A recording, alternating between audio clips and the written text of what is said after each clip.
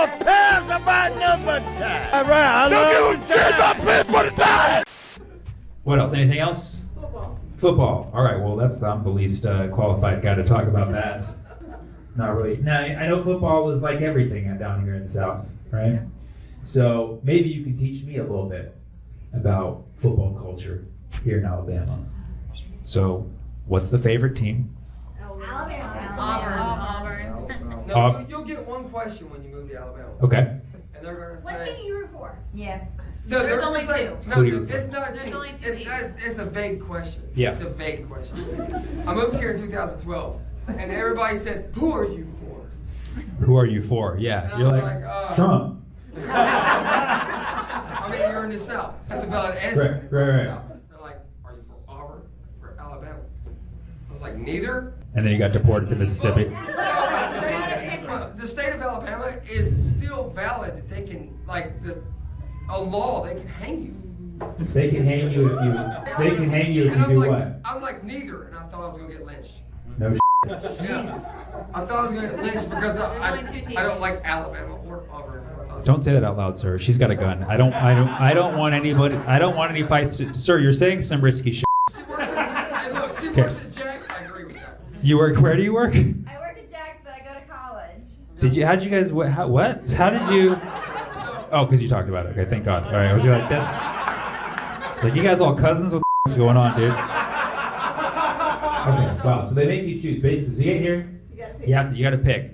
Alabama or Auburn. You got an elephant or you got a tiger? So which one's the tiger? Auburn. Auburn is the tiger. And elephant's Alabama. Elephant's Alabama. So you get to pick the mascot. Or eagle. Or what's the eagle?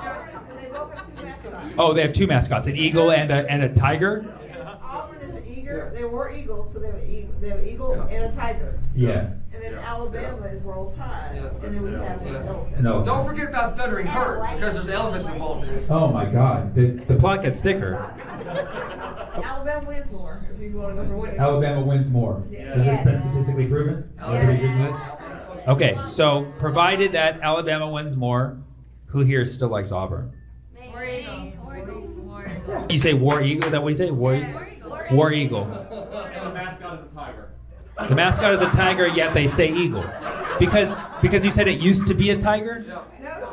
It's still a tiger. So then, but how can you just get two animals? Isn't that not fair? Because the eagle flies and the tiger's on the ground, so they're just basically dividing up the... Yeah, but you can just choose two animals now? This is a little unfair. Alabama says Roll Tide, but their mascot is an elephant. Elephant, yeah, where did that come from? That's some Indian. Auburn still rolls trees. It still rolls trees. When you win a game, you roll the trees. Marijuana? I mean, yeah, that's what you do after every game. I thought that's, yeah, roll trees. And throw it into the trees. They take toilet paper and throw it in the trees. Well, nature loves you guys out here, doesn't it? Just We roll on them. you roll your own trees at your house, at the field. So Roll Tide this whole time has to do with toilet paper? Is that what I'm gathering the whole time?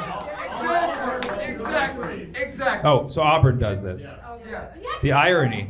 Alabama has lawyers. Alabama has lawyers Yeah. who, do PR for them or something? Or No, the lawyers are what go to school there. But they, Oh. but they like eagles and elephants and toilet paper and... So Alabama's it's a law-oriented school. It's a very uppity up. Uppity up. And then what's Auburn represent? Agriculture. Family tradition, agriculture. Okay, I like that. Kind of like the underdog, engineers. All right, so what do you Hey, think? Louisiana. As if I have enough information. I know that Alabama wins more, but you just told me they're a little uppity and they're lawyers. But I also know that most of the room supports them, so I don't want to die after this. Because only 3 people said Auburn when I asked. But I don't want to say neither because apparently they'll hang you. You basically can't watch soccer in Alabama. You can't watch soccer. It's illegal. It's illegal. You watch soccer. Don't say it out loud, please. Maybe the British guy too. Maybe the British guy. Yeah, with your f***ing football that you play with your foot. Okay, so when is the next game? So there was a game yesterday, and there's another one next Saturday, and both teams. Did they ever play each other? Today, LSU and Alabama played each other today. And it happens once a season, and it's called. Do you guys have a name for that game? The Iron Bowl. The Iron Bowl. It's called the Iron Bowl, dumbass. Okay. Okay. This is how it's gonna work. Whoever wins that one will be my choice. And next time I come back to Bama, I will have the full-on jersey of whoever wins. It only takes a second? That's what my girlfriend says. I don't know. Now, just so I understand, Roll Tide. Yes. What? Roll Tide. Why? This is what we say. Nobody knows where it came from. The red tide. The Red Tide, Yeah. which was from communism. Nice guess. Who would have thought? Alabama, some commie bastards out here. The sound comes from the early 50s Alabama team that when the stadium got so loud, it sounded like the ocean. Ah, okay. So the Iron Bowl isn't exactly a bowl game. It's just something that only Alabama does in Alabama, and we But it doesn't call count. It Iron doesn't Bowl. count towards No, the league. It's not like the Rose Bowl and other bowls. Like Right. It's something only in Alabama. Does anybody ever get shot at those? Every now and then. Every other year. Nice. I will take into consideration if anybody gets shot this year and which team they were on. Whoever the casualty is, I'll go for the other team. Hey, I go for the winners, guys. I go for the winners. And then, so earlier in the show, when you said something, and then they all started saying, "What did you say that I made said War Eagle. War Eagle?" And then they said Roll Tide, so it became a fight. I see. Sometimes they say War Chicken to joke on us. War Chicken. Oh, that's They so also mean. have a tiger as a mascot. But Also, and LSU has tigers too, Louisiana. Eagles and tigers. Eagles and tigers have never ever met. They've never even. Yeah, these are two very strange choice animals. Yeah, and also elephants are not indigenous to Alabama. Last time I checked. I will say I love the imagination. You guys think outside of the box. You took college football to another level. No other state had the time to do that. You know what I mean? No other state had the spare time on. This is our professional sport. It's your professional sport. Yeah. No. You have no other sports going on. Nothing. Yeah. Well, so you got to do it. You got to do it. Well, Iron Bowl, I'm going to be watching intently this year, and I'll choose my team. I hope you guys come back to see me next time I come to Alabama, and I'll be full on whatever that team is. I'll be dressed up as a eagle with a tiger lower half body, just full on birds and paws down there, just draw whiskers on my face, but also a beak. You know what I mean? So, thank you guys so much for coming out. Roll Tide, War Eagle. I love you, Alabama. We'll catch you next time. Roll Tide. I love Alabama. Roll Tide. Where's Timothy?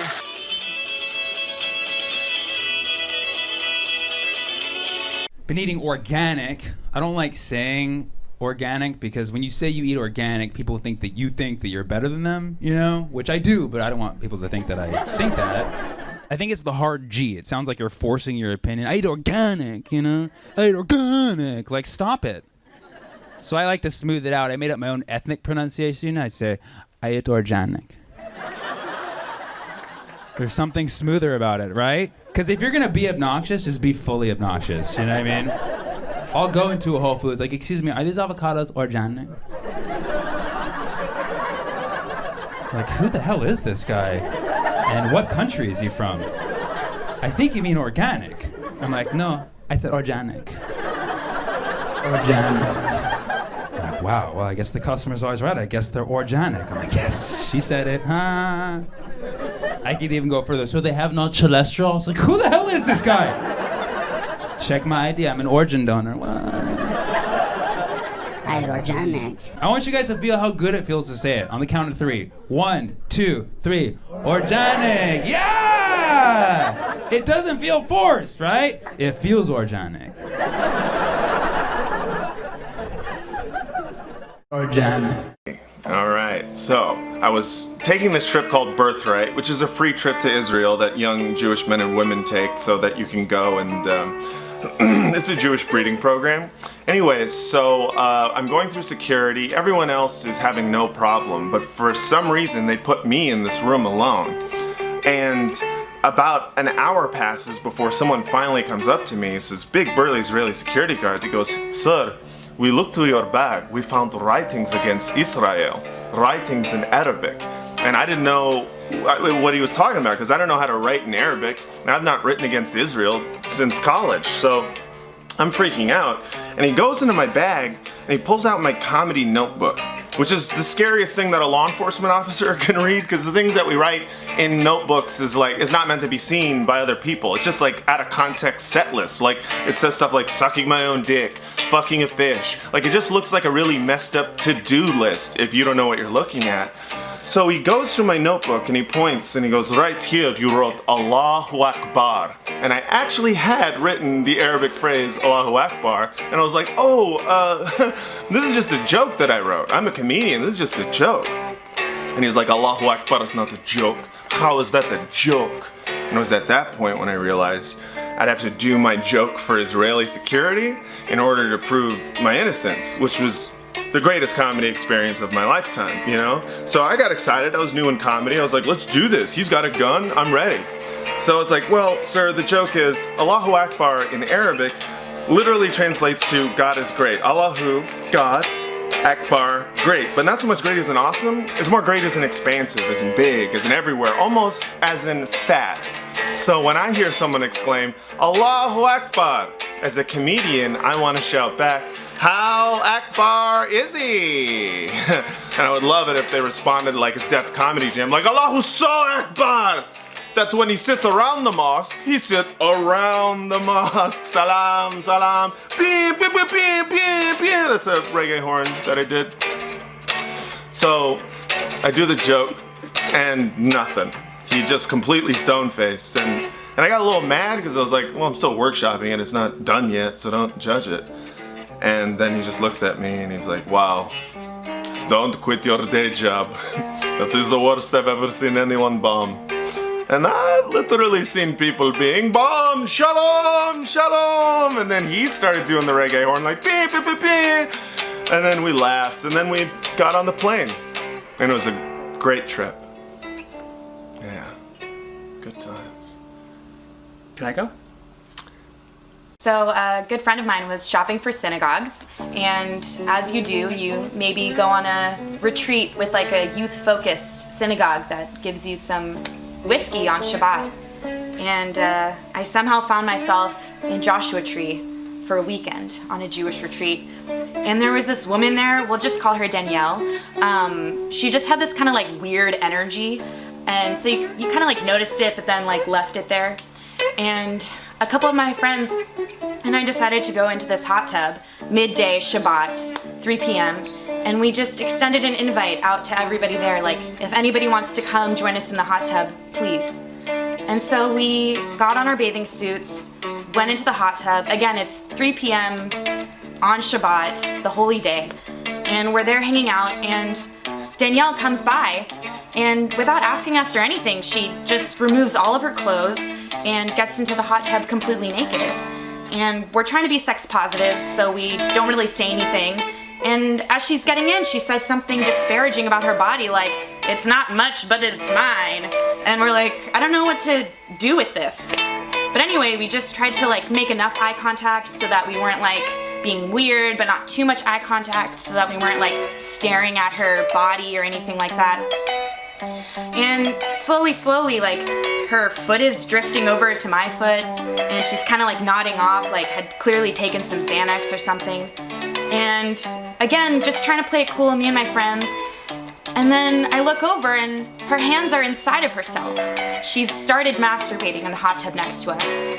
We're all frozen, we have no idea what to say or do. And I don't even know if one of my friends noticed. So we're just carrying on conversation like normal. And at some point, I guess she finished, she decided to get out of the hot tub. Now, does she use the stairs like a normal person? Why bother when you can swing your legs over the side and bare your genitals to everybody standing on the other side of the fence? She walked back into the desert without her clothes, left them there by the hot tub, and wasn't seen again for 18 hours. I like to say she went to Joshua Tree on this Jewish retreat to get in touch with herself. New Year's Eve 2011, my brother and I threw a fucking awesome party at my parents' house, because my parents still live in Toluca Lake and we have an amazing home. So We had thrown multiple parties at the house plenty of times before, and we had had a New Year's Eve party 2 years prior to that. So we were like 2011 going into 2012, we're gonna have an amazing party. So we invited all of our closest friends, but those friends invited their closest friends. And then those friends invited their somewhat close friends. So there were a lot of people in our house, and at one point there had to have been at least 100. But it was cool because it was New Year's Eve, and Mom and Dad were at the club, and even though they knew we were throwing a party, they didn't know what kind of party this was turning into. So they got home a little bit after midnight, but before midnight, there were so many people. People were drinking, people were smoking outside. At one point, someone asked me if they could throw glitter at midnight, and I said yes. But then my brother got really mad because he had to vacuum it up. I digress. My parents got home, and my dad went upstairs to go to bed, but my mom stayed downstairs to continue partying with us. Next thing I know, a little time goes by, and I hear my dad screaming at the top of his lungs, chasing a girl and a guy down our staircase. And as he was chasing those people down the staircase, he yells out to the guy and says, "There better not be any cum stains in my carpet." And that's when I figured 2 people were having sex in my parents' bedroom. So, it got awkward, and there was a lot of yelling, and the party was shut down. So I remember getting really upset, and my mom was yelling at this girl, and oh, it was just weird and uncomfortable. So everyone started leaving, and then I started to bawl. I was crying like just profusively, and I remember my mom and my brother were in my brother's bedroom, and I walked into my brother's bedroom and said, "I'm ready to move out." And then I did. I moved into Santa Monica a month later. So New Year's Eve 2011 was the catalyst to me moving out of my parents' house into my own apartment. What a rager.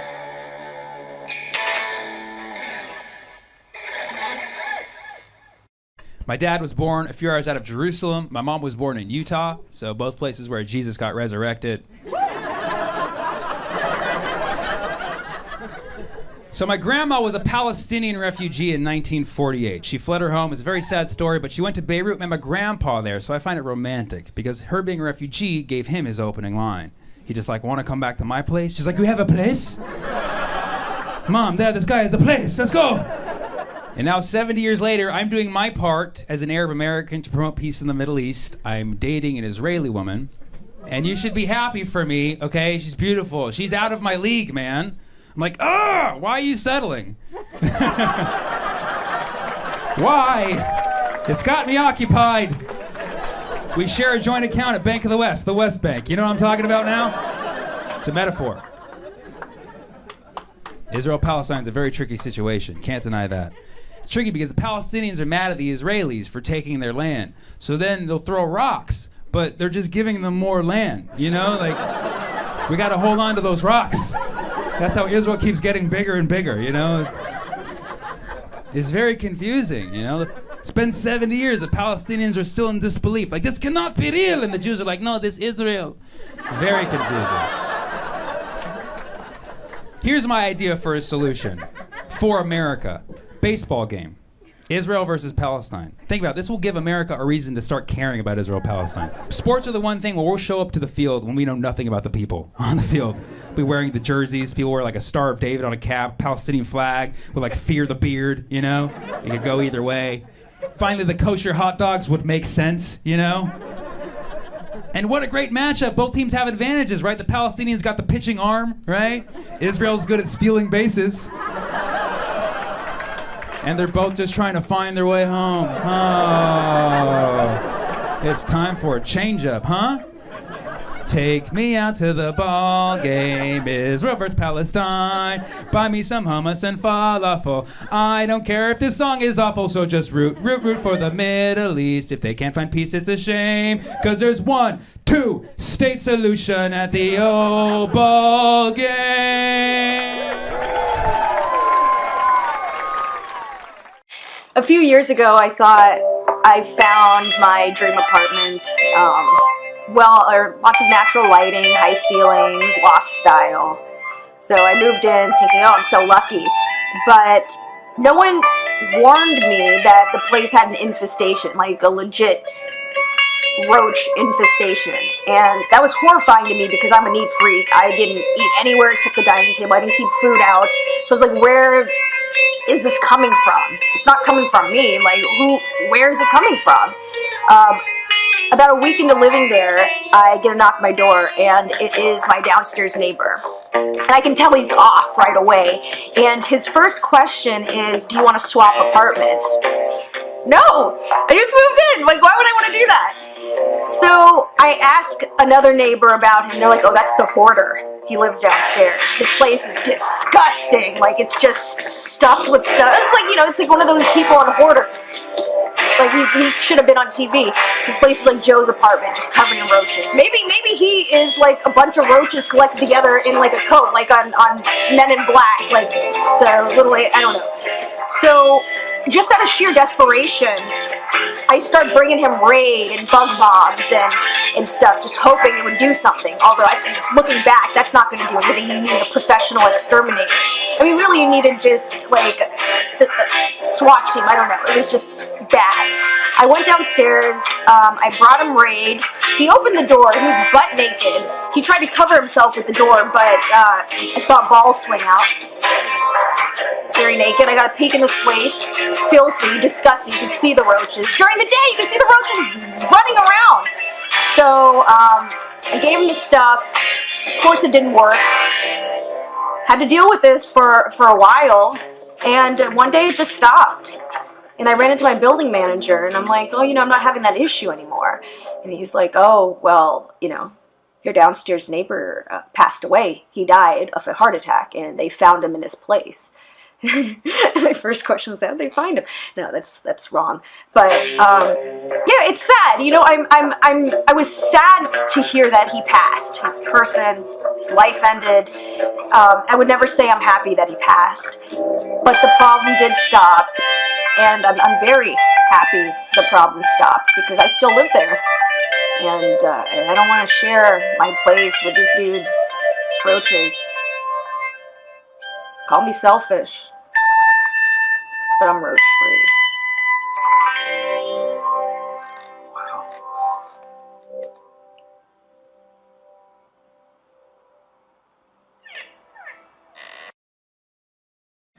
I majored in math, that's why I do comedy now. Yeah, I applied mathematics with concentration in probability theory, which is like, what are the chances? 100%, it's already happened. That's how probability works. I'm gonna be honest, I keep it 100. You know what I'm saying? Yeah, America's bad at math. America's ranked 33rd in math in the world. Japan had to count that for us. It's pretty bad. In the world, we're ranked below the mean, but we're above the median, which means that half of you probably won't understand what that means. But neither will half the world, so we good, baby. 33 is not so bad. Math is hard, but it's not going away anytime soon. Even if we got rid of math, the world would just fall apart, and there would be aftermath. You're doing math. Either way. Why do people hate math? Probably because we call it problems, right? That's a horrible name that we tell little children, fresh out of recess, having a good time. Hey kids, that was fun, yeah. Who's ready for problems? Like, no! That's what my parents have. I don't want those problems. That's confusing, even as an adult. Some guy at a bar staring at me, what's your problem, bro? 2 trains are going at the same speed at the same time, trying to figure out when they're getting to the station. That's my problem. What's yours? That's a weird problem, dude. My bad. I don't know how to solve that problem. Put the calculator down, dude. Math isn't a problem. It's like the solution to everything. I think math is a gift from God, okay? And if you don't believe in God, that's totally fine. I mean, you're going to hell. I'm just kidding. I'm just saying that if you don't believe in God and you don't like math, what are you doing? You know, like, what's the point of being an atheist if you're not even smart? You know, you're just taking up space at that point. You're not helping your cause. There is no God. Okay, show me a proof. What's a proof? Get out of here! An atheist who's not good at math is a Scientologist, as far as I'm concerned. That's the only science with no numbers in it. And this one's about me, you know, because people say, Sammy, how'd you major in math and business and then end up in comedy? What's that hidden factor of that? Wow, anybody have a guess? Marijuana. It's marijuana. Marijuana. Math plus business plus pot equals comedy, all right? So, again, we're just using simple subtraction here. Marijuana equals comedy minus math and business, because marijuana makes things really funny, lets your math skills and your business skills, right? Also using subtraction, business equals comedy minus math minus marijuana, which makes sense because to be good at business, you don't necessarily have to be good at math. Most CEOs aren't. They're just really funny people, and they don't smoke weed on the job. Hey, it's Samuel Bade. I'm running for president in 2036. Huh? Taxes have been the burden of this nation since the founding fathers, and I'll pour out some tea for that. Now, a good tax plan makes people happy, no matter what income they make. And that's why my plan is in 2036, you'll be able to choose your own income tax rate. And it goes a little something like this. This is what divides America. Some people hate taxes. Some people kind of hate taxes. How about you choose what you want to pay and you get the services you deserve? Right? This is what it should be like. So there will be a minimum. There has to be a minimum. 5%. That's the basic package. Like, you want to pay just 5% taxes? Fine. We'll make sure there's a road that goes to your house. It won't be a good road, but it'll be a road. You know what I mean? It'll be there. It's the basics. You call 911, they pick up. You know what I mean? It's the basics. You have a military, they don't protect you per se, but you know, it's 5%. It's a good deal. But you want to pay more, you get more. You want to pay 15%, everybody has to call you sir or ma'am, no matter where you go. And you can urinate in public anytime, anywhere. Free pass. I'll pay for that. Cop sees you like, hey, what are you doing there? I'm a 15%er. Sorry, sir, ma'am. Please proceed. Pee wherever you want. You want to pay 25% taxes? Your kids go straight to college, no high school. You get the value back on that one. You want to pay 35% taxes? Go to the zoo. Pick any animal you want. It's yours. You deserve a tiger in your backyard. You want to pay 45% taxes? Once a year, you can punch a DMV employee in the face. Pop! Just get your license. You're a 45%er. You want to pay 55% taxes? The American Dream package? Forget a car, you can have a tank. You can roll around town in a tank. And everybody has to call you daddy, no matter your gender. You ever been called daddy before? You know how good that feels? It feels like 55% of your income. Every time I get a paycheck and there's half missing, I'm like, I better be someone's daddy for this. I better be. It sounds awesome. Imagine getting pulled over by a cop in your tank. You know how fast you were going back there, Daddy? I'm sorry, I don't. I didn't go to high school. I went straight to college. Excuse me, I gotta go pee on the road and check on my kangaroo. I'm living the American dream. So don't forget to vote for me in 18 years. Mark your calendar, November 4th, 2036. Because if anyone can fix taxes, it's Uncle Sam. I'll tell you what, never catch me candid camera drinking Cappy.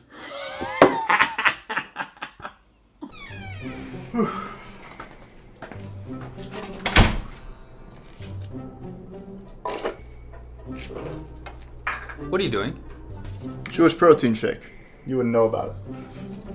That's hummus. Who told you? Arabs eat hummus too. We invented it? Everyone knows Israelis invented hummus. Is that one of your Jewish jokes? Jews don't joke about hummus.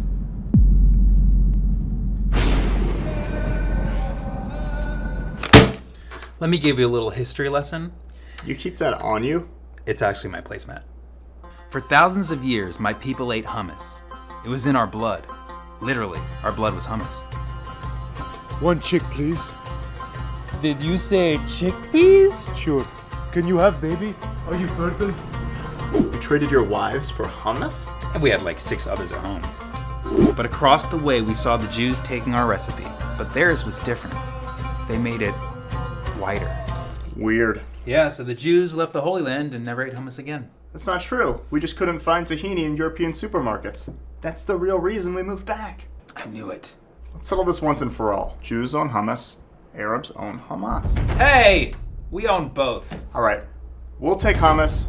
You can have baba ganoush. Oh, no one likes baba ganoush. Ah! Ah! Let's have a hummus fight. The UN will judge. He's right. Let's go. Settle this once and for all. You love settling. Do you know that guy? I don't know. I thought you knew him. Weird. It's hummus fight. Toby and Sammy will make their best hummus. Today your hummus will be judged by representatives from around the world. You know what? Israel wins. No, you can't call it. You know what? This whole contest has been rigged from the get-go. There is nothing honest in this contest at all. Gentlemen, you have 24 hours to gather your beans.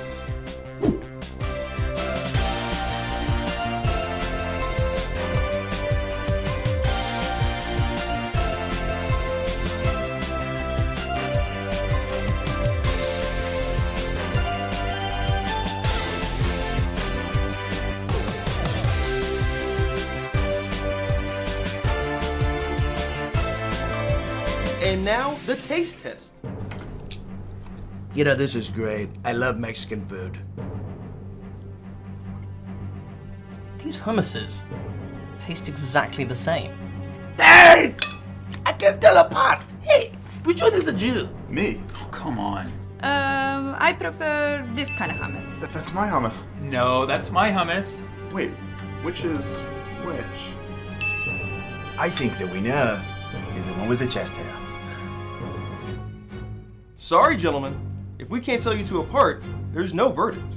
However, we do have a solution for joint custody of hummus. Sammy, you get ownership of hummus with roasted red pepper.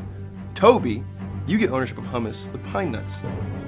Hummus with lemon will be a neutral area for which Toby will have restricted access. This way, you both win. What do you say? Take it. You know what? Take the deal. Trust me, I know deals. Yes, the Greek hummus is the best hummus. The Greek hummus. Greek hummus is for make you a strong man. Even if you are a woman, you eat Greek hummus, it make you a strong man. People say Greek hummus, I say Greek hummus. Knock knock, who's there? Greek hummus. Greek hummus who? Greek hummus. It is the best original hummus. Made from Greece. Authentic Greece hummus. Hummus? That's white people shit.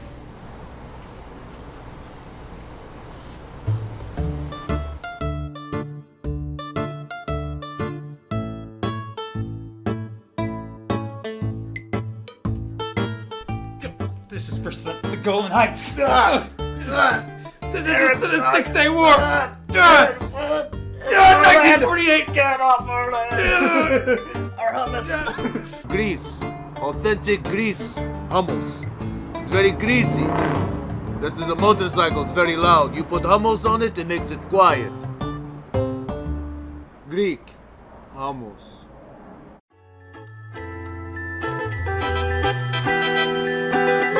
Splitting the bill isn't a social decision, it's a math decision. Did no one here take game theory? He's mathing again. When people agree to split the bill evenly, they face a dilemma. Do I order the cheaper dish so the cost goes down, or do I order the more expensive dish because I can get away with paying less for it? It's just a simple n players prisoners dilemma where n equals 5, of course. Wait, are you Jewish? Yeah.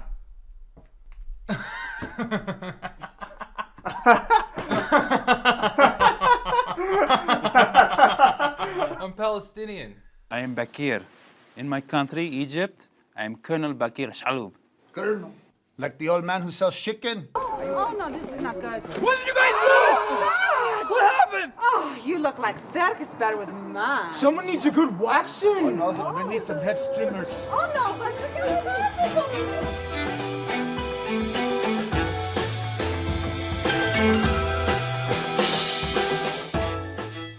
When I first moved to LA, I got a job as a massage therapist, and it was a great job. It was very flexible. I could pick my own hours. I could book clients at times that worked for me. And everything was great. I was making good money. I was still able to do stand-up. I was able to go to auditions. And there was a sense of healing that I felt like I was doing to people. And then one day, I was massaging a client who I massaged a few times on a few occasions.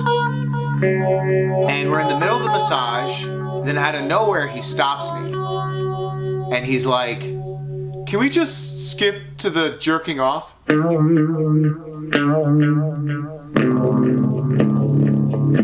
I didn't know what to say, so I just left. And then when I left, I was my boss, who is also a massage therapist. He was sitting outside, and he goes, "What happened? You left the massage early." And I was like, "The guy inside asked me to jerk him off." So my boss looked at me with like a lot of like angst, and he was like, "I'll do it." He walks into the room. 3 minutes later, he exits, and he's sweating. He's tired. So he has a rag in his hand, and he's like this, "Look, Paul, you gotta be a team player, brother." Like he just threw this rag over his shoulder, like he's a fucking mechanic at jerking people off. So I got a weird vibe. I left that same day. I was planning on quitting the next day. I show up to work again, and the next day the locks were all changed. And I couldn't open the door.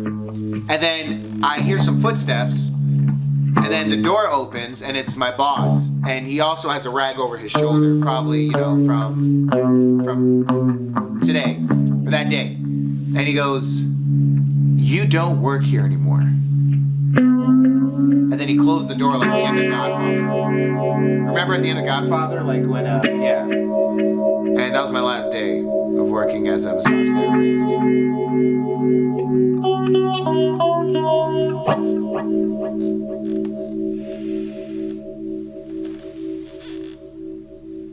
You gonna finish?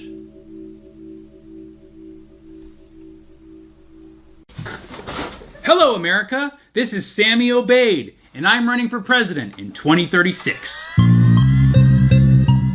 So first off, why 2036? Well, I don't want to be president anytime soon. It's a shit show right now. I mean, think about it logically. 2020 is going to be The Rock versus Kanye. I'm staying away from that one. 2024 is going to be the first woman president. Keep me away from that as well. 2028's first woman president, second term. 2032, first woman president, third term. 2036, my term, baby. Plus, it gives me 10 years to party and 9 to get my shit together. Furthermore, by announcing my candidacy now, I will be entering the longest running presidential campaign in history. You guessed it, a world record. 19 years of running for president, assuming I don't get assassinated. But most importantly, I already have the shirts made, so there's no turning around until I get my $200 back. So why should you vote for me in 2036? Reason number 1. I'm the only person running in 2036. You literally have no other option. I'm the lesser of one evil. Reason number 2, I don't play golf. That's 2 more hours a day that you get from me than any other president. Reason number 3, I'm gonna give the people what they want. I'm going to abolish Mondays completely from the work week and give you 2 Fridays. Currently you get Social Security at 62. I'm gonna cut that in half, give it to you at 31. And my personal favorite, in 2036, marijuana will be allowed on planes. Yes. And babies will not. No babies. Check them at the gate. Meanwhile, I'm building strong partnerships with countries all around the world. I got a standing O in Moscow. Standing ovation. And I'm not trying to brag, I'm just trying to say that Russia loves me. Okay?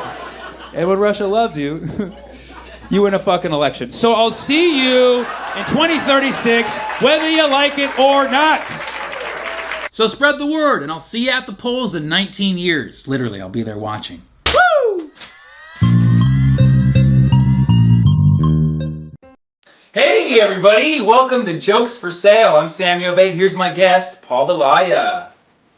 Okay, now people often ask me, Paul, what do you do with jokes that you want to retire? Well, what do you tell them? I tell them I want to sell them. Wow. Yeah, maybe somebody's looking for a joke to buy for a dinner party or impress one of their upcoming dates. Yeah, I like the little shimmy when you said date. Yeah, because that's what a date is, Yeah. right? You gotta show them that you're funny.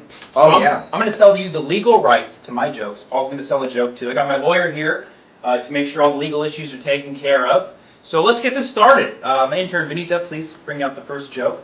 Thank you so much, Benita. Okay. So this one's very sentimental to me. I wrote it in 2008 during the recession. Oh man, that's So it's about my dad. My dad is a gynecologist, but he also works at Noah's Bagels. You should try my pap schmear.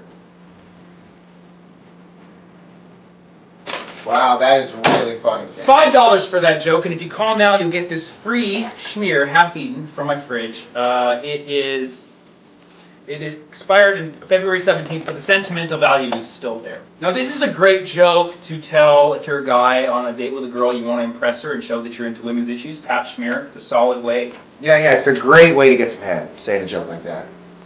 All right, Paul, let's do our second joke. Thank you, Benita. Thank you, Benita. This is a great one, Paul, to tell if you are at a dinner party.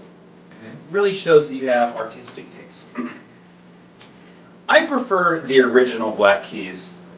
Alicia. You're just giving them away, Sammy. This one comes with the keys to my house, actually. You get a free LA Fitness pass. You can use it for a week until I report it stolen. Also, if you call within the next 15 minutes, we'll give you Alicia Keys' 2001 album, Songs in A Minor. Wait! Make sure she's legal. Sammy, I actually brought my own joke. Fantastic. I did. 3 years of vocal training. So, what's the joke, Paul? So the joke that I brought is, I had a dog growing up, and my dog was actually an Arab. You don't say. Yeah, and my dog would bark like this. Bark, bark, bark, bark, bro, bark. That is incredible. Oh my, how much are you selling that for? I'm selling that joke for $9. $9! $9, and you know what? I'm in a giving mood. If you buy that joke now, it comes with this free Canadian whiskey. Wow, I get it, because maple syrup comes from tree bark, right? Wow, that is amazing. So the Arab dog joke for $9 only. This is a great one to tell on airplanes. So, wait! I've got a joke. Okay, sure, Richie. My ex-wife was Persian, you know. When she left me, she really pulled the rug out from under me. I don't want anyone for that. Thank you so much for tuning in to Jokes for Sale. Thank you, Paul, for being our guest today. Yeah, thanks, Sammy. Great, so if you like any of the jokes we mentioned, please comment in the comment section. Just tell us which joke you want. Our lawyer will take care of all the fine print. Get out! What? Get out! Out! Bark. Hey everybody, it's me, Daniel! Now some people have accused Daniel of being fake news, to which I say, I have the realest sources out there, okay? I do tarot reading, I have a crystal ball, and sometimes I look a chameleon straight in the eyes. This is real. This is all real, okay? Now, some people have been saying that 2016 was the worst year ever, and some disagree. David Duke says it's the best year since 1860. Sometimes American astrology isn't enough, and we need to turn to the astrology of China, who says 2016 is the year of the monkey. Ironically, the same year we killed Harambe. Now listen, before you get mad, I know Harambe's not a monkey, but you gotta admit, pretty ironic. This photo was taken of Harambe a few hours before he was shot. He was a loyal Trump supporter and not a fan of children. Very pro-Second Amendment, though didn't own any guns of his own, which was unfortunate. Now, the year of the monkey is characterized by people being easily irritated, suspicious, mischievous, being very naughty, and a year of all-out monkey business. Note that this photo was taken in January 2005, which was also Year of the Monkey. The same year we re-elected George W. Bush, aka Curious George, known for his famous monkey faces. Also worth noting, January 1933 was the Year of the Monkey, when Hitler was appointed Chancellor. Okay, now let's get to the fun stuff.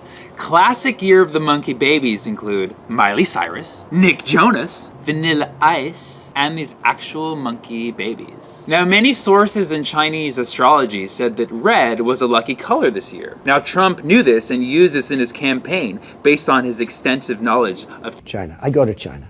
Also this year, the mystical Chinese monkey Gaida, known by many as the King of Prophets, even chose Trump, showing that Trump was the vote of 100% of all monkeys given the right to vote in China for American candidates. Now the good news is, if you didn't have a good Year of the Monkey, the Year of the Rooster is right around the corner, ready to cock slap you. Also keep in mind that currently Uranus is in retrograde, which might explain why everybody's a little full of shit right now. Now, if you like this video, you can find more information on my blog, daniel.com. That's 4 L's, 3 for my name, 1 for life, daniellife.com. Also, subscribe to my YouTube, youtube.com/Daniel with 7 L's. Also, search me on Facebook, Daniel, that's 11 L's.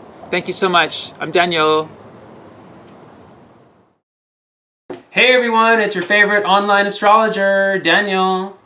Now, if you're still on the fence about who to vote for in the election, I'm going to help you out. Hillary Clinton, Scorpio. She just might be the first half woman, half scorpion president. And as we know, Scorpios are very secretive, often using private servers for their emails. This is an official chart I found on the internet. As you can see, I'm an Aquarius. We are 30% secretive, which is why I'm sharing this with you. Now, there has been one famous woman Scorpio ruler before Hillary. Her name was Marie Antoinette, Queen of France, wearing a very elegant pantsuit here. Whatever happened to her? Oh, they cut her head off. Okay. Donald J. Trump. And you know what the J stands for. Gemini. Yes, classic Gemini with the twin personality. Says one thing, then another.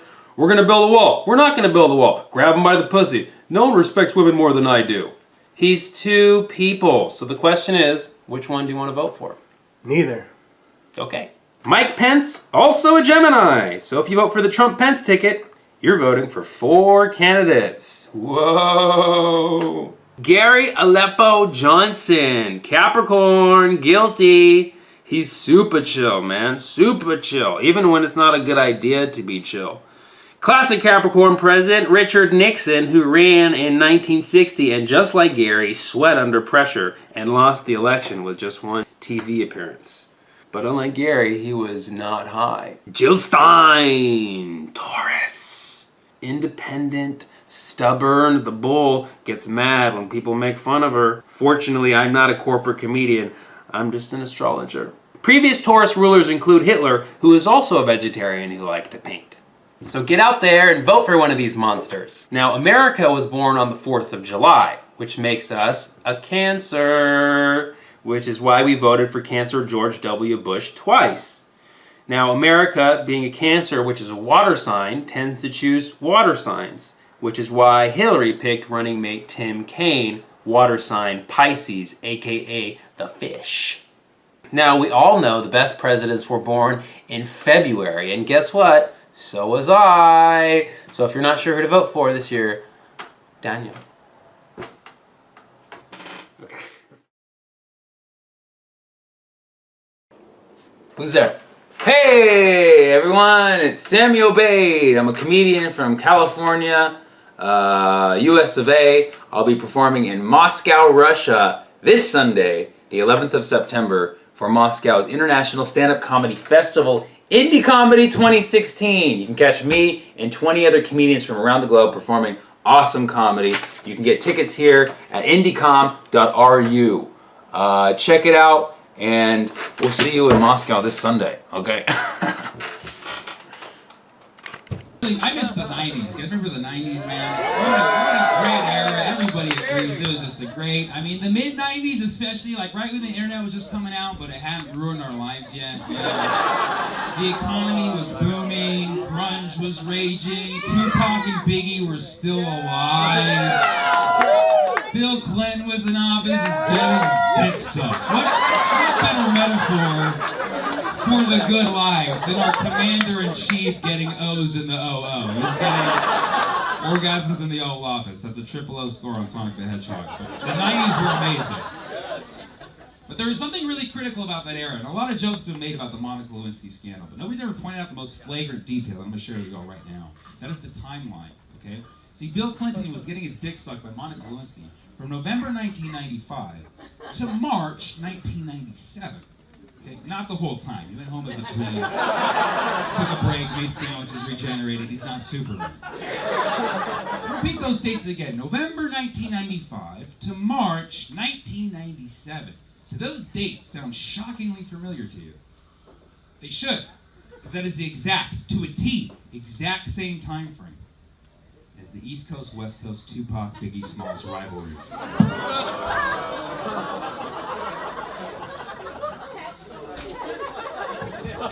That's usually where I walk off stage and just leave forever. But I'll elaborate. November 1995, the shots were first fired. Tupac starts speaking out against Biggie. The war is waged. Right? Everything comes to a climax in 96, right before the election, when Tupac dies. Finally, everything comes laid to rest when Biggie Smalls dies in March 1997. That whole exact time, Bill Clinton was in the Oval Office getting his dick sucked. Or so he wants you to think.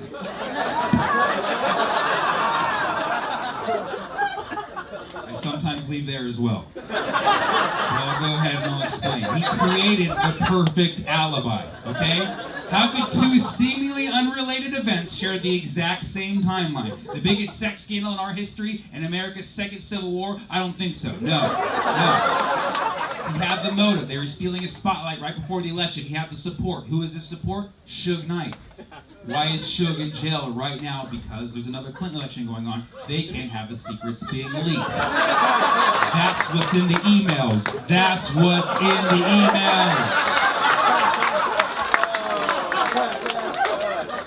Al Gore knew about the whole damn thing. That's why he created global warming. It was a distraction to keep people's minds away. Monica Lewinsky is not a real person. That's Tipper Gore in a wig. Get your head in the game. That shit could have never happened. Case in point, how did Hillary forgive Bill? She's a Scorpio. They never forget. And if you don't know, now you know.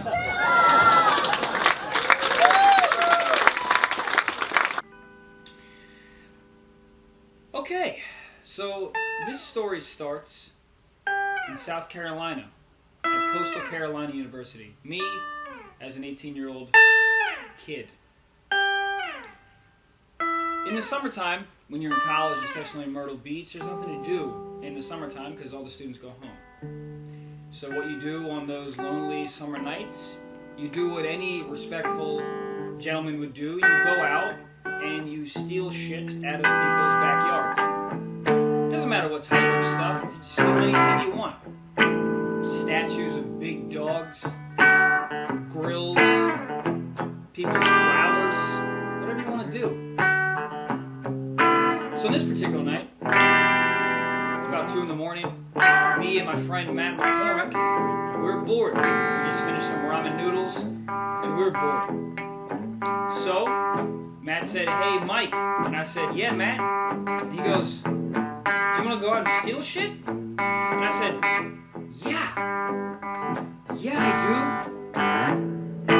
So we got in his girlfriend's red Cherokee, and we rode off in the pitch black darkness. And we're in the Cherokee, and we're going, and we go to the biggest estate that we could find. We go through this big housing complex, and we're looking for stuff. We see Christmas lights. I don't know why there's Christmas lights in August. But we take all the Christmas lights like some goddamn ninjas. We throw them in the back. Then we go to this other place about three avenues up. We see a grill. We take the grill. We put it in the back. We're having a great time. We're laughing. We're a little drunk. We're a little high. Everything's great. And then we see it. Just the biggest flamingo that you could see. Standing about 5 foot, 6 foot, this big, huge plastic flamingo. And Matt goes, "Hey, Mike." And I said, "Yeah, Matt." He goes, "Hey, we're gonna steal that." And I said, "Fuck yeah, we are." Fuck yeah, we are. So we go, we're creeping like some cat lurkers. We take the large pink flamingo, we throw it in the back of the Cherokee, and we're out. Like Thelma and Louise, we feel good about ourselves. We're out. Yeah, got a grill, got some lights, got flamingo. Got a grill, got some lights, got flamingo. Got a grill, got some lights, got flamingo. Hold on, stop. What's that? Is that security in the complex behind us? No! Is that security in the complex behind us? Yeah. Yeah, it is. So we're skedaddling out. We're a little scared. Just security. Who gives a shit? Just security. Who gives a shit? So we pull out and make a left onto the main road. Security's still following us. A little scared at this point. A little scared. Little scared. You know who pulls behind that security in about 3 or 4 lights? The Popo. The real Popo. And we're going, and then another Popo pulls behind the other Popo. So now we got security, Popo, 3 Popos. You know what they do next? They turn on their goddamn lights. You know why? Because they're going to stop us. And what do we have in the back of our goddamn Cherokee? We have some Christmas lights. We have a goddamn grill. We got a big fucking flamingo.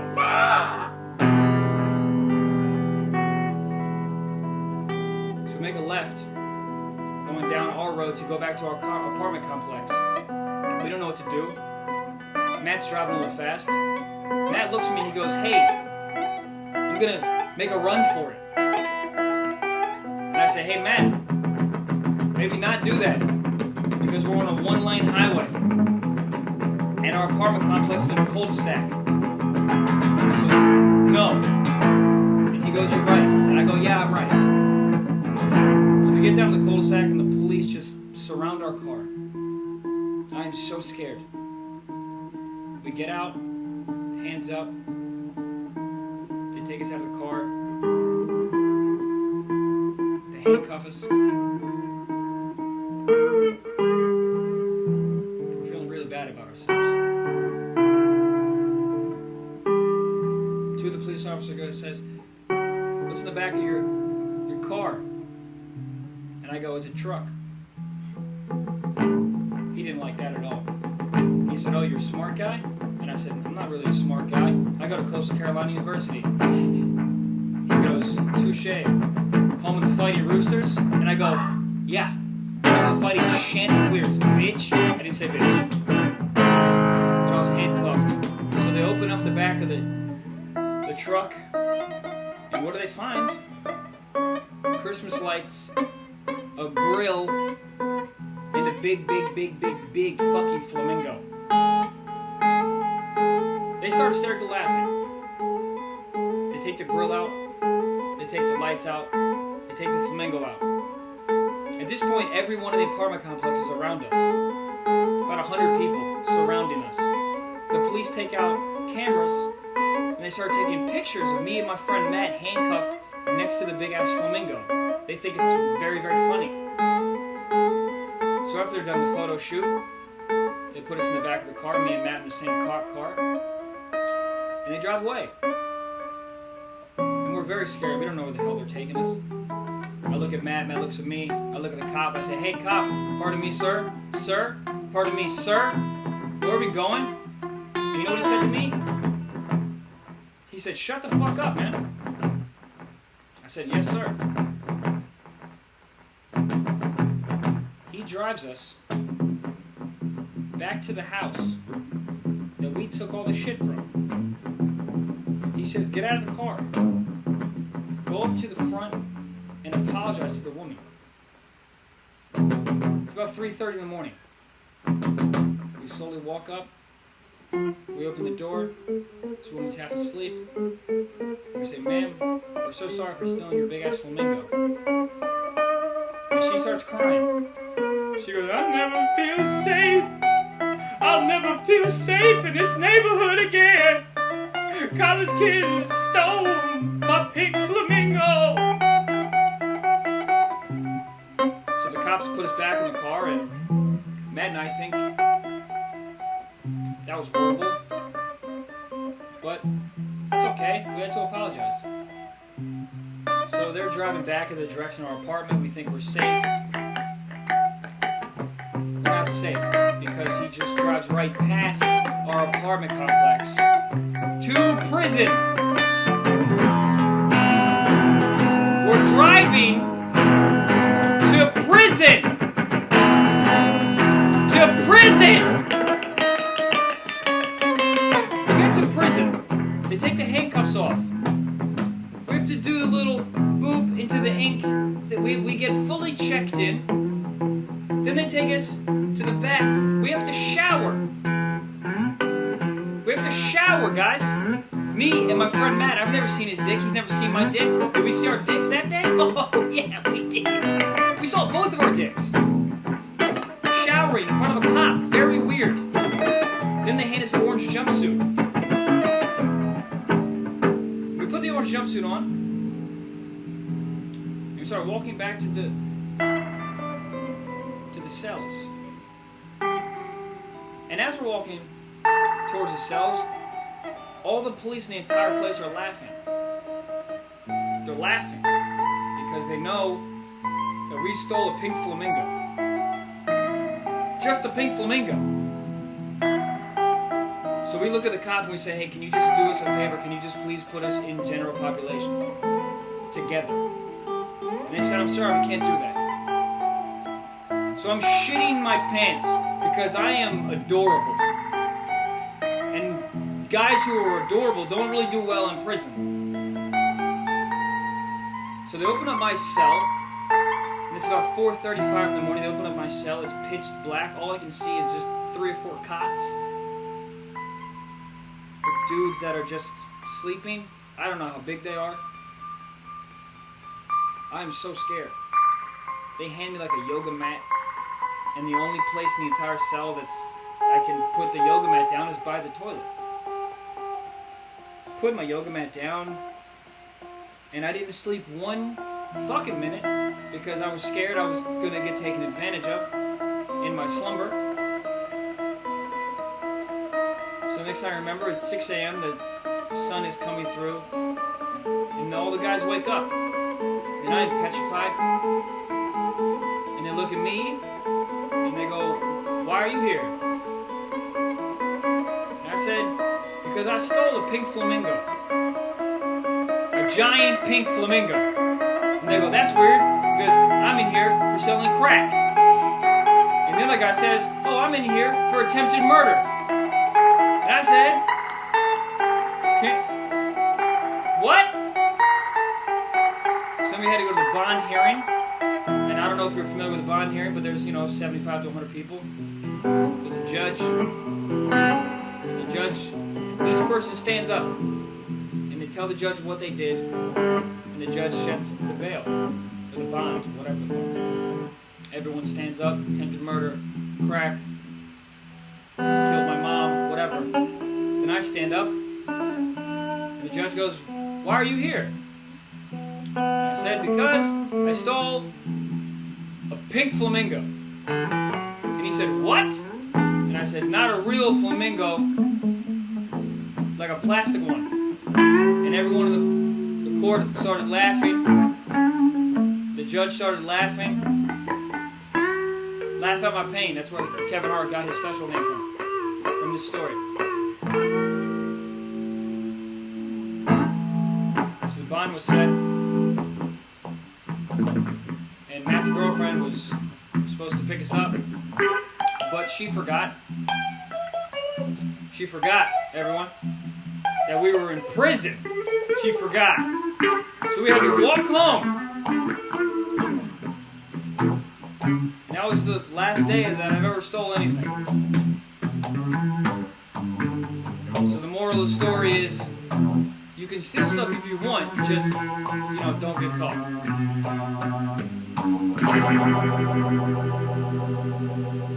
Damn right.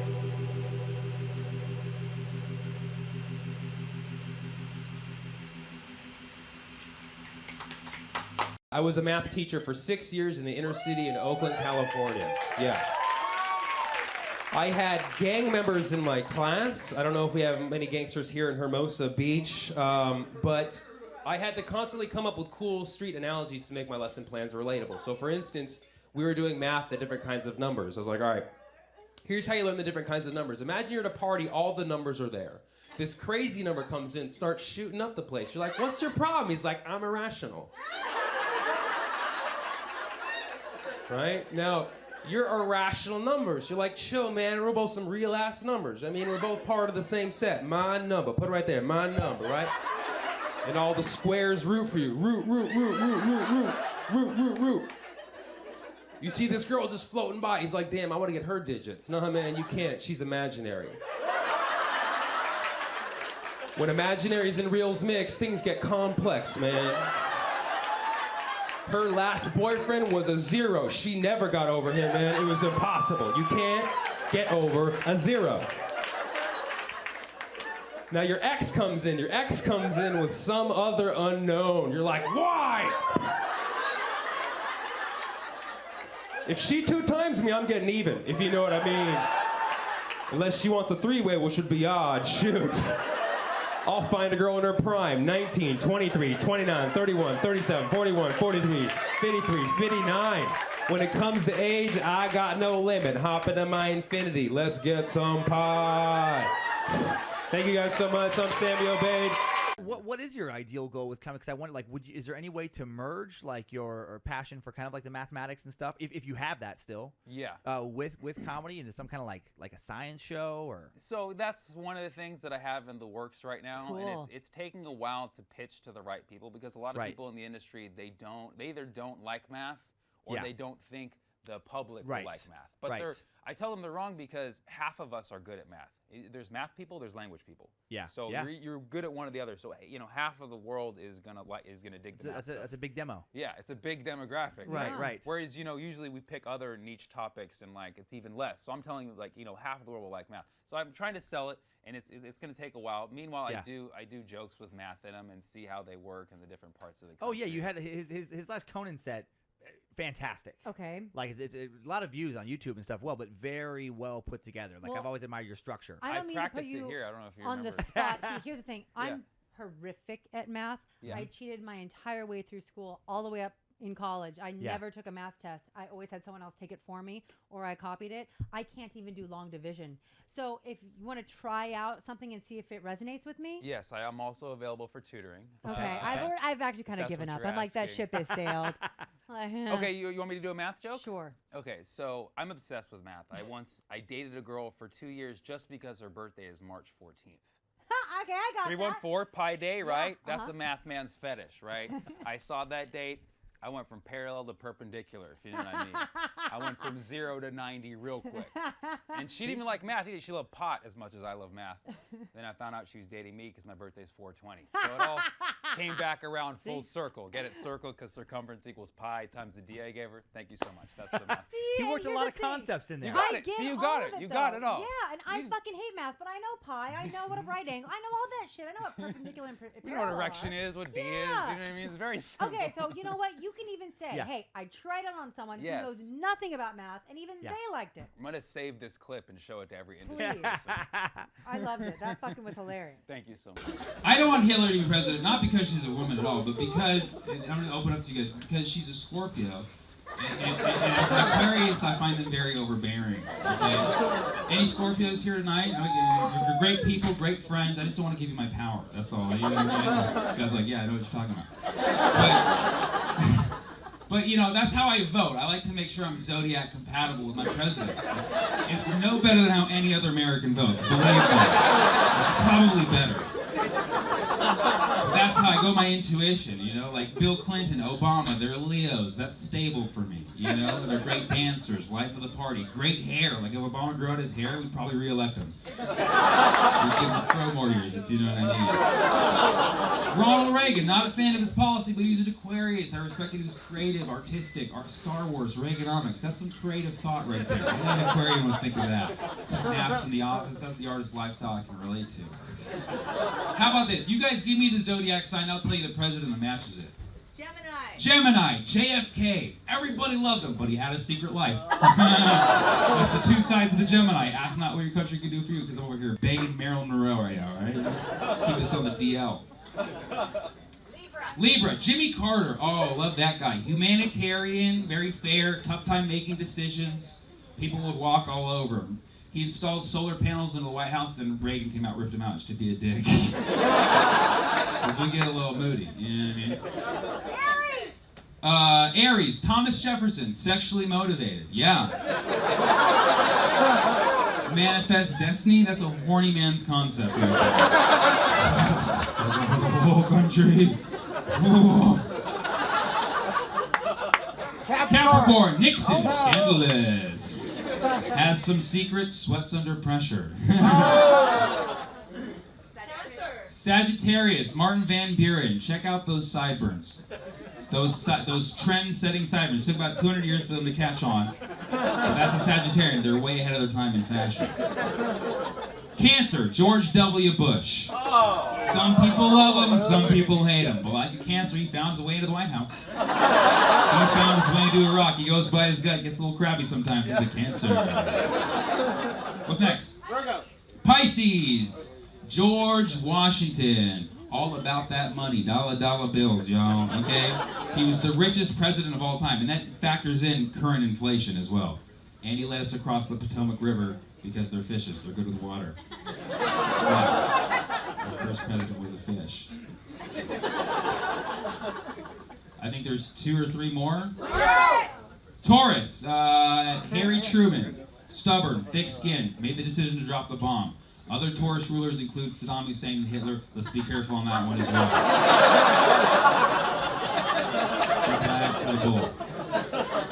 I think there's one more left. We did Leo, we did Capricorn. The last one is Virgo, and this is my favorite one. Only one Virgo president in history. Every other sign has multiple presidents. Virgo only has one president in history, and that was LBJ, who only became president because of an assassination. Virgos don't like the limelight. That is the only way to get a Virgo to be president. You make them vice president, you kill the president. Don't quote me on that. And that is the Zodiac Wheel of Presidents. Thank you so much.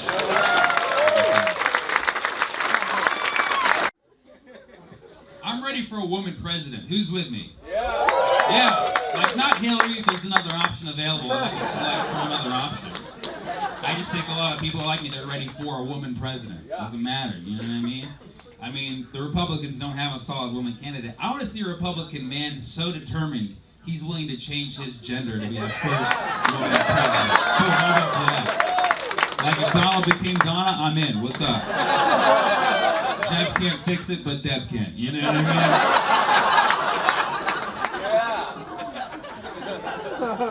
I'm gonna run for president one day, like in 2036. Gotta wait for the standards to become a little more lax, you know. People will be okay with a president who smokes pot, and my first stand-up clip will still be on YouTube. We'll be okay with it. You know? We can have a Middle Eastern president. We're just last on the list. I know that. I know. It's just how it is. I understand. Okay, we got a woman president coming next, a Latino president, a Jewish president, gay president, Asian president if they want to be. Samoan, Alaskan Native, Antarctican, the last Mohican, full black, and then Middle Eastern. I think that's I know where I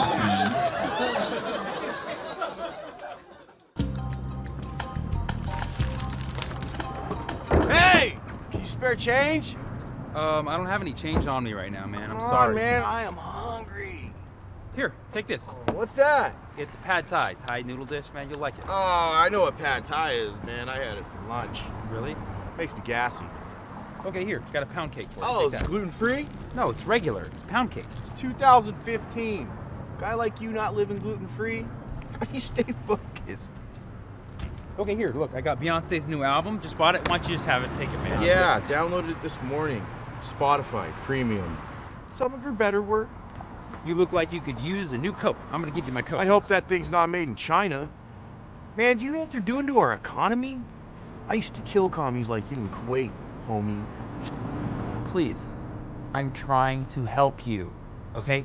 Come over to my house tonight. My fiance's making dinner. I can't eat after dark. Trainer's orders. We have a room you can stay in. Claustrophobic. Take my job! I'm not some corporate pig.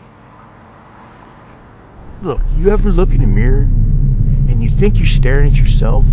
Then you realize that a reflection is really the opposite of yourself.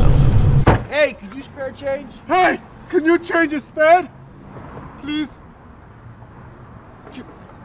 Okay, look, here. What do you want? 100? 200? How much is a pound of PCP? Actually, Cass is kind of a hassle right now. Do you roll Venmo?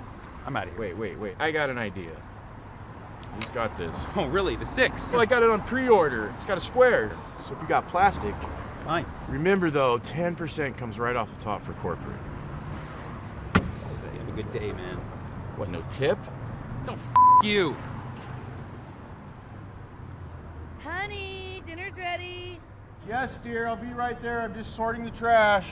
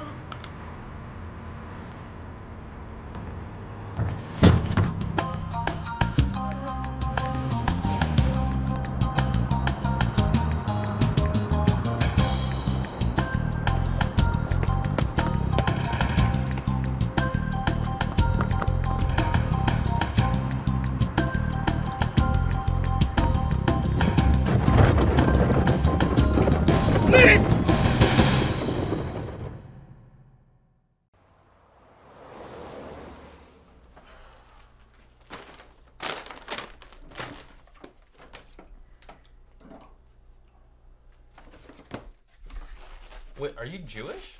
Yeah.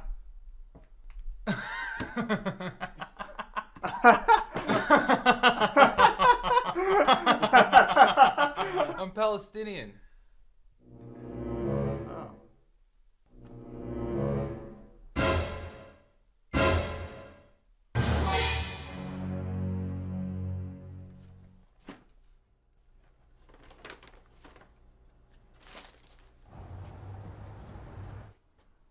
Toby, what the hell is this? What's what? This divider. I thought it would be easier to define where my half of the apartment ended and your half begins. Can I just come out? I'll need to see a passport. Passport? Rules are rules. Ugh. Okay. Denied. Ugh.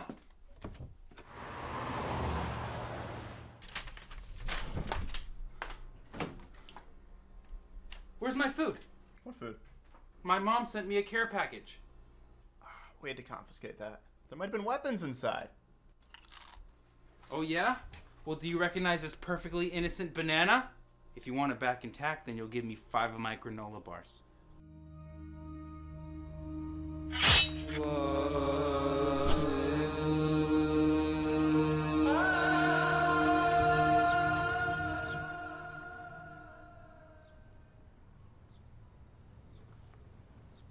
They put you here too.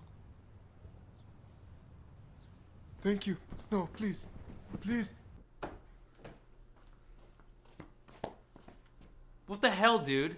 This is my apartment. Pretty sure it's my apartment. Why don't you just go back to your old apartment? You know what happened at my old apartment. I don't even think that really happened. Are you denying my old apartment? This is my living room. Who the hell is this? That's Josh. The brochure said the wall would keep him out. Ugh! How would you feel if I blew up the kitchen right now? You savage. You guys again? I've been getting complaints all day. Listen, you two are my worst tenants. Something has to be done. Are you ready to talk? Talk to who? To Toby. Last I checked, Toby doesn't exist. He's standing right there. How am I supposed to argue with someone who doesn't even acknowledge I exist? It's not just me. All our neighbors hate him too. Death to Toby. Death. Oh, this is 6B, right? Okay, yeah, death to Toby. I think you guys need a 2-apartment solution, okay? All right, fine. How about this? Fair fight. Winner takes all. Good luck, gentlemen. Is anyone going to eat this banana?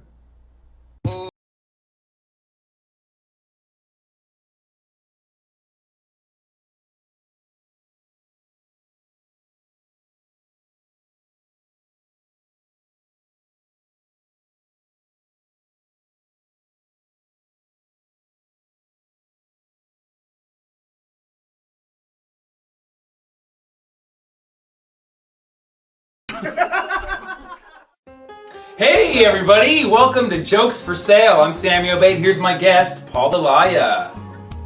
Okay, now people often ask me, Paul, what do you do with jokes that you want to retire? Well, what do you tell them? I tell them I want to sell them. Wow. Yeah, maybe somebody's looking for a joke to buy for a dinner party or impress one of their upcoming dates. Yeah, I like the little shimmy when you said date. Yeah, because that's what a date is, Yeah. right? You got to show them that you're funny. Oh, So yeah. I'm going to sell you the legal rights to my jokes. Paul's going to sell a joke too. I got my lawyer here to make sure all the legal issues are taken care of. So let's get this started. Intern Benita, please bring out the first joke.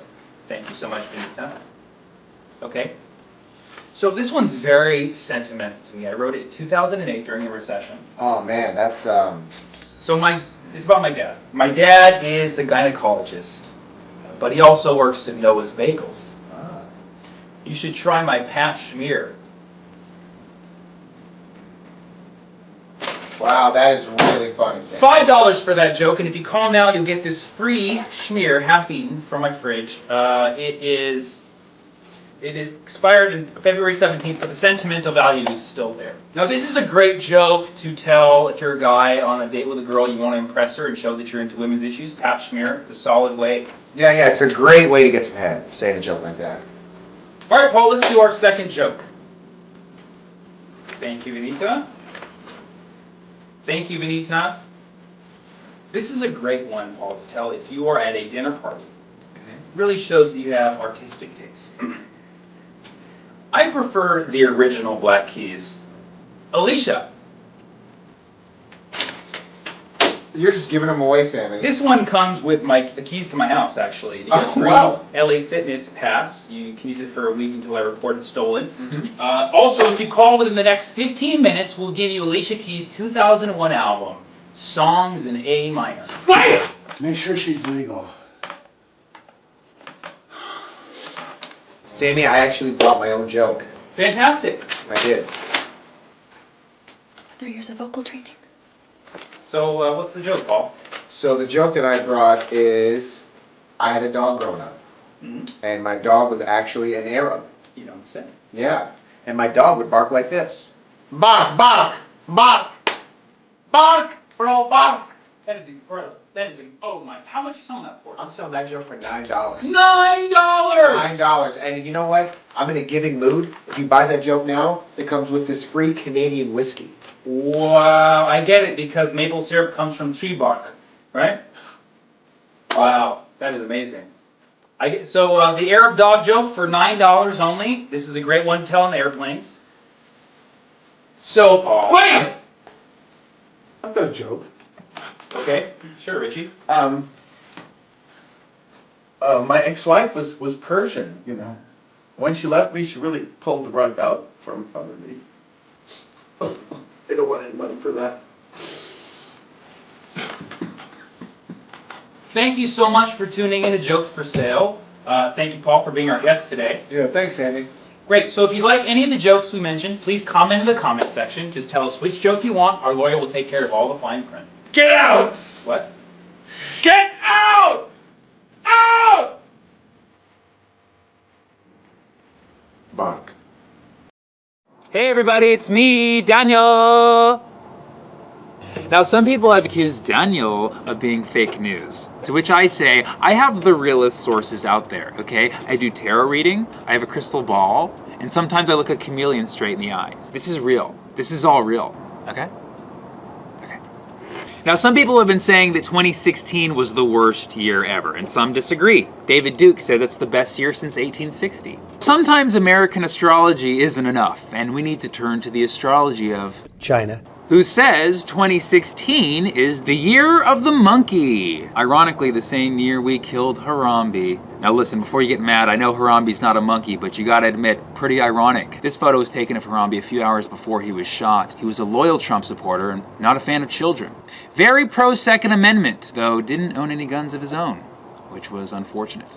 Now, the year of the monkey is characterized by people being easily irritated, suspicious, mischievous, being very naughty, and a year of all-out monkey business. Note that this photo was taken in January 2005, which was also Year of the Monkey. The same year we re-elected George W. Bush, aka Curious George, known for his famous monkey faces. Also worth noting, January 1933 was the year of the monkey, when Hitler was appointed chancellor.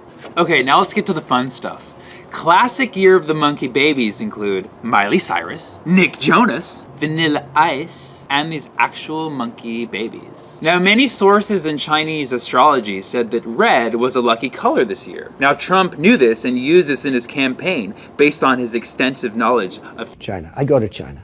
Also this year, the mystical Chinese monkey Gaida, known by many as the king of prophets, even chose Trump, showing that Trump was the vote of 100% of all monkeys given the right to vote in China for American candidates. Now the good news is, if you didn't have a good year of the monkey, the year of the rooster is right around the corner, ready to cock slap you. Also keep in mind that currently Uranus is in retrograde, which might explain why everybody's a little full of shit right now. Now, if you like this video, you can find more information on my blog, daniel.com. That's 4 L's, 3 for my name, 1 for life, daniellife.com. Also, subscribe to my YouTube, youtube.com/Daniel with 7 L's. Also, search me on Facebook, Daniel, that's 11 L's. Thank you so much. I'm Daniel. Hey everyone, it's your favorite online astrologer, Daniel. Now, if you're still on the fence about who to vote for in the election, I'm gonna help you out. Hillary Clinton, Scorpio. She just might be the first half woman, half scorpion president. And as we know, Scorpios are very secretive, often using private servers for their emails. This is an official chart I found on the internet. As you can see, I'm an Aquarius. We are 30% secretive, which is why I'm sharing this with you. Now, there has been one famous woman Scorpio ruler before Hillary. Her name was Marie Antoinette, Queen of France, wearing a very elegant pantsuit here. Whatever happened to her? Oh, they cut her head off. Okay. Donald J. Trump. And you know what the J stands for.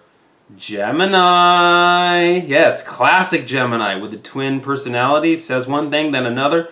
We're going to build a wall. We're not going to build a wall. Grab him by the pussy. No one respects women more than I do. He's two people. So the question is, which one do you want to vote for? Neither. Okay. Mike Pence, also a Gemini. So if you vote for the Trump-Pence ticket, you're voting for 4 candidates. Whoa. Gary Aleppo Johnson, Capricorn, guilty. He's super chill, man. Super chill. Even when it's not a good idea to be chill. Classic Capricorn president Richard Nixon, who ran in 1960 and just like Gary, sweat under pressure and lost the election with just one TV appearance. But unlike Gary, he was not high. Jill Stein, Taurus. Independent, stubborn, the bull gets mad when people make fun of her. Fortunately, I'm not a corporate comedian. I'm just an astrologer. Previous Taurus rulers include Hitler, who is also a vegetarian who liked to paint. So get out there and vote for one of these monsters. Now, America was born on the 4th of July, which makes us a Cancer, which is why we voted for Cancer George W. Bush twice. Now, America, being a Cancer, which is a water sign, tends to choose water signs, which is why Hillary picked running mate Tim Kaine, water sign Pisces, aka the fish. Now, we all know the best presidents were born in February, and guess what? So was I. So if you're not sure who to vote for this year, Daniel. Okay. Who's there?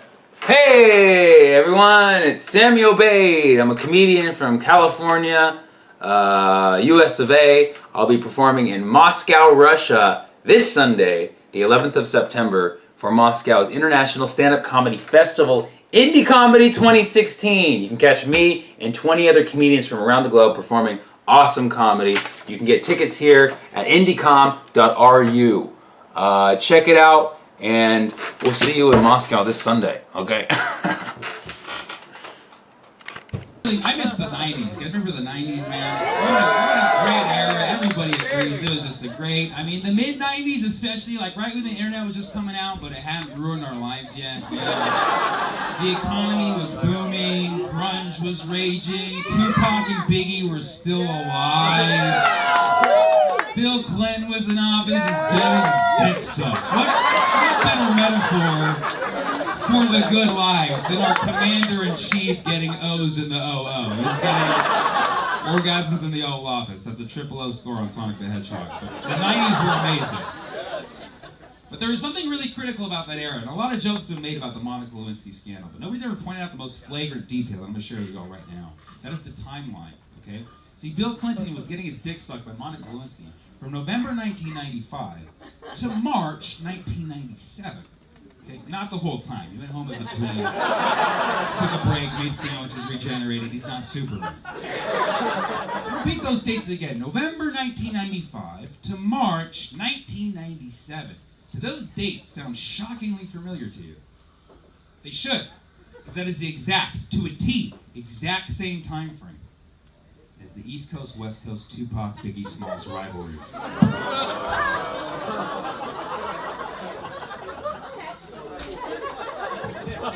That's usually where I walk off stage and just leave forever. But I'll elaborate. November 1995, the shots were first fired. Tupac starts speaking out against Biggie. The war is waged. All right, everything comes to a climax in 96, right before the election, when Tupac dies. Finally, everything comes laid to rest when Biggie Smalls dies in March 1997. That whole exact time, Bill Clinton was in the Oval Office getting his dick sucked. Or so he wants you to think.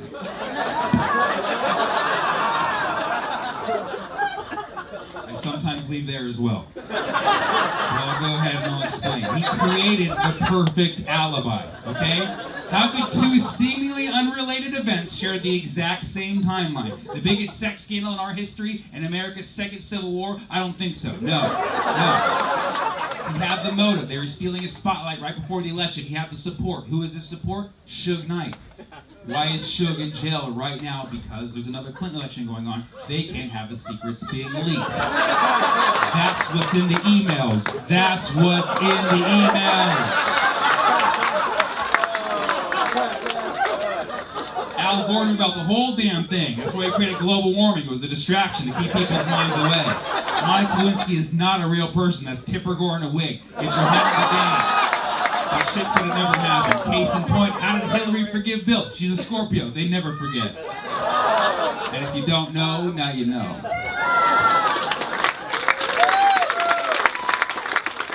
Hey everybody, it's your favorite online astrologer, Daniel.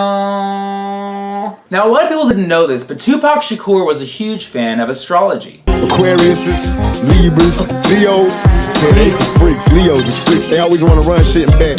Sagittarius, Taurus. I'm a zodiac fucker. I do you all one at a time. Is Tupac still alive? Well, the answer is in the signs. So the biggest clue that Tupac left us was that he was a Gemini, aka the twins, hence the 2 in Tupac, because every Gemini has a split personality. Yes, there was actually 2 Pacs, the poetic feminist Pac and... That's why I fucked your bitch, you fat motherfucker. Many believe that Pac is still alive, but to live a life in hiding without trying to reach the outside world takes a lot of perseverance, which is proof that he's not alive, since a Gemini can't stick to one course of action. So if he's not alive, who killed him? The night Tupac was murdered, he was with Suge Knight, an Aries Taurus cusp. Part ram, part bull. Which makes sense because Suge played football for the Los Angeles Rams and is one of the biggest bullies of all time. Suge was born late on April 19th in Compton, which by use of time zones was April 20th in Germany, meaning he shares the same birthday as Hitler, which explains why he's affiliated with so many murders and never got along with Jewish people in the industry. Tupac was shot in 1996 on September 7th and died on the 13th, 7 days, all during a Mercury retrograde, which means extra weird shit can happen, and very likely inside jobs. I have 7 theories that you've never heard before. Theory 1, In-N-Out Burger. On the day of his death, Tupac was spotted at an In-N-Out Burger in Barstow, California by a high school football team from Long Beach. A simple internet search of food poisoning at In-N-Out Barstow reveals case after case of diarrhea and vomiting, symptoms which are known to be deadly when Mercury is in retrograde, like when Jimi Hendrix died from vomiting in a retrograde in 1970. Yup, In-N-Out did Tupac. Animal style. Theory number 2, murder triangle. Many accuse Suge Knight of hiring someone to kill Tupac, which Suge counters by saying, hey, I got shot at too. But Suge is an Aries Taurus cusp, a bull ram, and thus is someone who is able to burn every bridge possible. So perhaps Suge hired a guy to kill Tupac, but then got into an argument with the guy on the phone like an hour before the murder, called the guy a punk bitch for no reason, hung up, which made the hitman just want to kill Suge too. Or Suge actually instructed the hitman to shoot at him too, in a suicide plot, just like Hitler's. Theory 3, the city of Las Vegas. The city of Las Vegas refused to properly investigate Tupac's murder, making them a huge suspect, to which they say, well, what would be our motive? We are such an innocent city, Las Vegas. A month before he was shot, Tupac recorded To Live and Die in LA. Las Vegas, who didn't have a slogan at the time, heard about this and said, no, we can't let that slogan win. If Tupac dies in Vegas, that slogan will go away, and then we can launch our slogan, what happens in Vegas stays in Vegas, just like Tupac's murder mystery. That was their original slogan. The mayor of Vegas felt it was a little too on the nose, so they cut out the last part. Theory 4, Incan astrology. Tupac was named after Incan revolutionary Tupac Amaru, which may have been a clue given to us by his mother to use Incan astrology, which arranges its zodiac signs by insects, where Gemini is a mosquito, which was her way of telling us that, you guessed it, Tupac died of Zika. Theory 5, Bill Clinton. Bill Clinton, notorious for his sexual misconduct, once made an inappropriate remark to a woman who was very near and dear to Tupac. Pac threatened to expose it during Clinton's '96 election. The mutual contact? Perhaps Jada Pinkett, who's undoubtedly met the Clintons, and see, in this pic, she can't even look Bill in the eye. Also, Tupac had been working with musician George Clinton, and Bill was jealous that he wasn't the Clinton chosen for a jazzy musical duo. So Clinton had Tupac assassinated, and that's what was in the Hillary emails. Theory 6, the Thug Life tattoo. On his 3rd day in the hospital after being shot, Tupac underwent surgery to remove bullets from his lung, where surgeons had to tear through the Thug Life tattoo. Fans of Tupac all know that the Thug Life tattoo was iconic, and when the Holy Seal is broken, a thug dies. Theory 7, America's favorite, terrorists. Over the years, terrorist leaders and groups like Bin Laden, Al-Qaeda, and ISIS constantly talk about how much they hate the Western world. They'll cite it in each speech they give. The West, the West,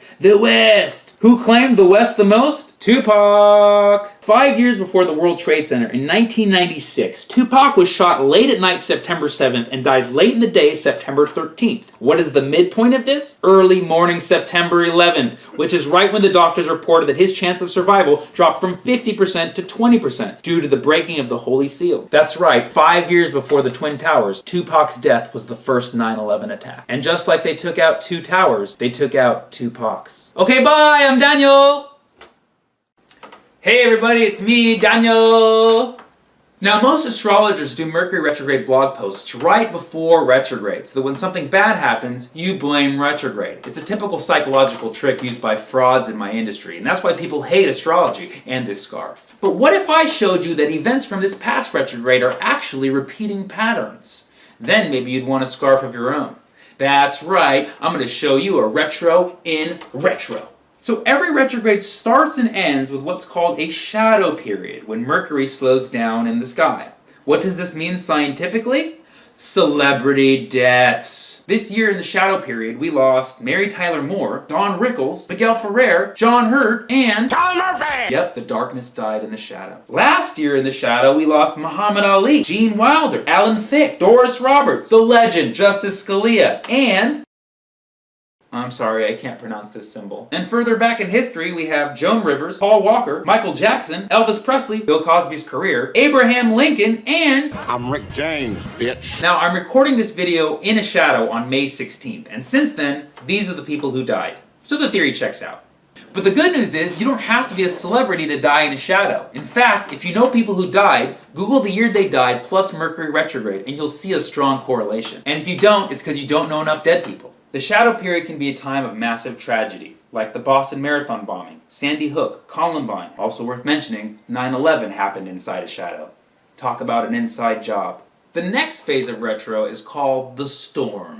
Here you'll actually have storms, like the tornadoes and floods that happen at the beginning of May. And some of the biggest storms in our history happen in a storm period, like Hurricane Katrina in August 2005 and Hurricane Sandy in October 2012. Now, not all storms happen in storm periods, but these are the celebrities of storms. Another characteristic of the storm period, bombs. On April 13th, we dropped the Moab. the biggest non-nuclear bomb in history. Just like the storm period of August 1945, when the biggest nuclear bombs were dropped on Hiroshima and Nagasaki. Yup, Fat Man, Little Boy, and the mother of all bombs. That's a whole nuclear family. Now, in the middle of retrograde, you'll have what I call classic retro. Here you'll have chaos, such as power outages, like the one in San Francisco on April 21st, and of course, the biggest power outage in history, India on July 30th, 2012, and Pakistan January 26, 2015. All of this info is on the internet. What are you doing with your electricity? In classic retro, we get these WTF moments because everything is moving in reverse.